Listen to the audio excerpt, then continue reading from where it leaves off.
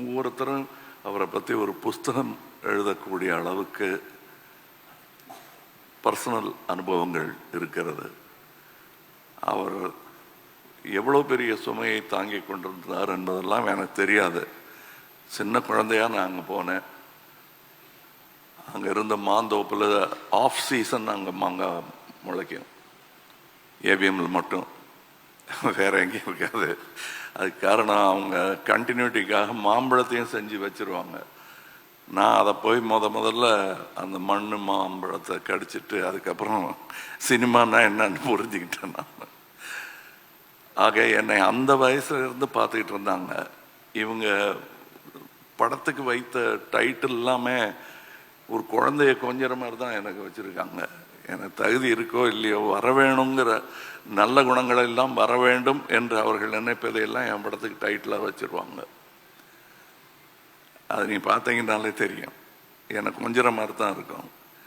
அவருக்கு எந்தெந்த விஷயங்கள் பொருந்துமோ அதெல்லாம் எனக்கும் பொருந்தும். அவரும் சகலகல்லா வல்லவர் தான். அதெல்லாம் தனக்கு இருக்கிற புகழையெல்லாம் அவர் அப்படி கொடுப்பார். அவர் நான் அவர்கிட்ட சின்ன வயசுல இருந்து இருந்ததுனால கொஞ்சம் தைரியமாக பேசுவேன். இப்போ சொன்னார் இல்லையா, வைரமுத்து சார் சொன்னார், இல்லை நீங்கள் யாருன்னு எனக்கு தெரியும், தெரிஞ்சிருந்தா கூட நான் போய் அவங்க கூட தைரியமாக பேச முடியும். ஒரு முதலாளி அப்படிங்கிறது எனக்கு புரியறதுக்கே ரொம்ப நாள் ஆச்சு. அதுவும் சகலகலாவுக்கு பிறகு இப்படிலாம் அதிக பிரசங்கம் செய்யக்கூடாது என்பதை எப்படி களத்தூர் கண்ணமால எனக்கு டைலாக் சொல்லி கொடுத்தாங்களோ அந்த மாதிரி சொல்லி கொடுத்தவர் முத்துராம் சார் அவர்கள். இப்போ எனக்கு வாழ்நாள் சாதனையாளர் விருது ஒரு வர முடியல.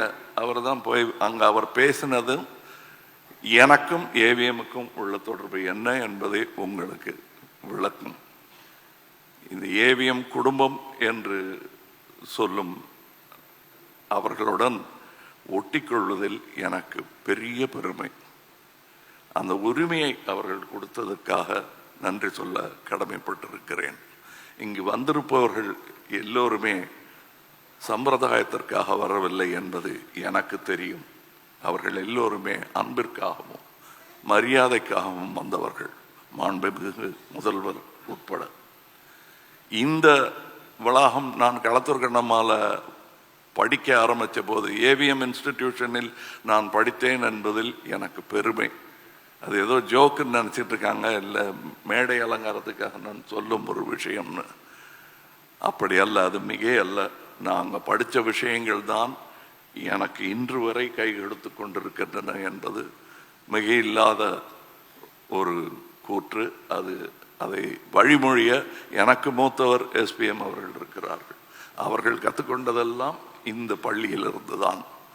இந்த பள்ளி, இந்த இன்ஸ்டிடியூஷன்ல இருந்து வந்தவங்க எல்லாமே இன்ஸ்டிடியூஷனா மாறிட்ட அந்த அதிசயம் இந்த காம்பவுண்டில் நிகழ்ந்திருக்கிறது. இனியும் நிகழ வேண்டும் என்பதுதான் என்னுடைய ஆசை. இந்த பள்ளிக்கூடம்லாம் அப்போ கட்டலை. நான் கேட்டுட்டு இருந்தேன் அவர்கிட்ட, பாலசுப்ரமணியன் சார்கிட்ட. அப்படி கட்டியிருந்தாங்கன்னா நான் படிச்சும் இருப்பேனோன்னுமோ. இதே பள்ளிக்கூடத்தில் என்ன சேர்த்துட்டு இருப்பாங்க.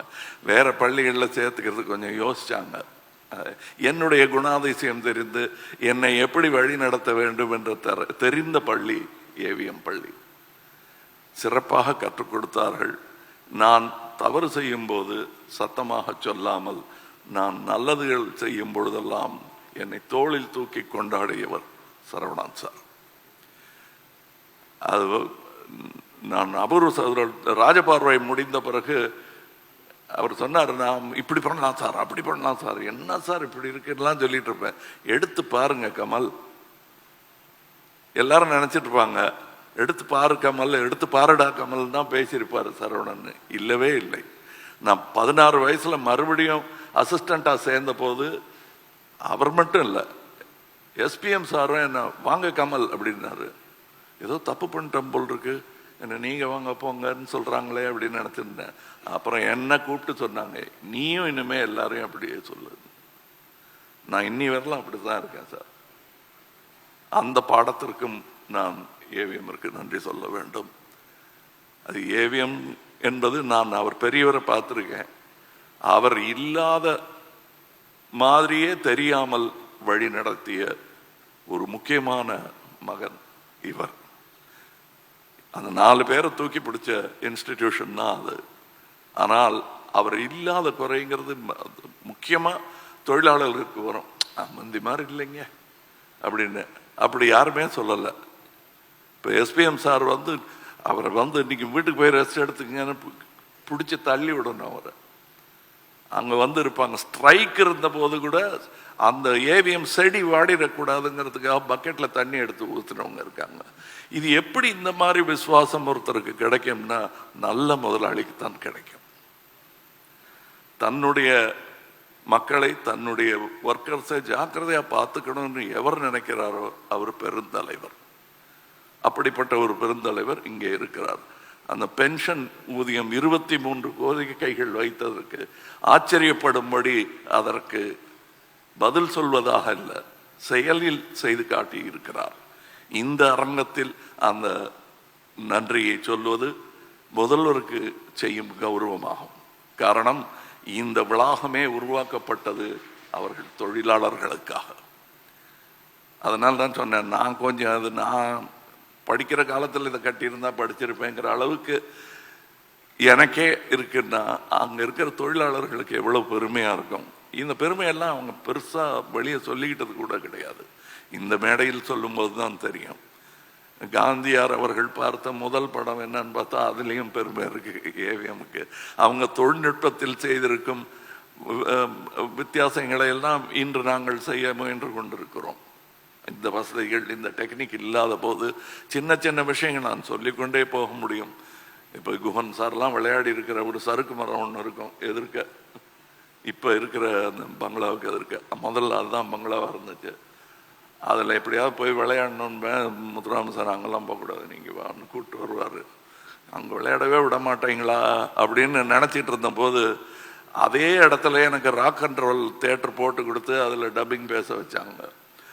அந்த கருவி தான் நான் விளையாடுவதற்கு சரியான கருவி என்று என்னை ஒரு பிள்ளையாகவே சொன்னார்கள். அதனால்தான் பேர் செல்லும் பிள்ளை என்று அவர்கள் படத்திற்கும் பெயர் வைத்தார்கள்.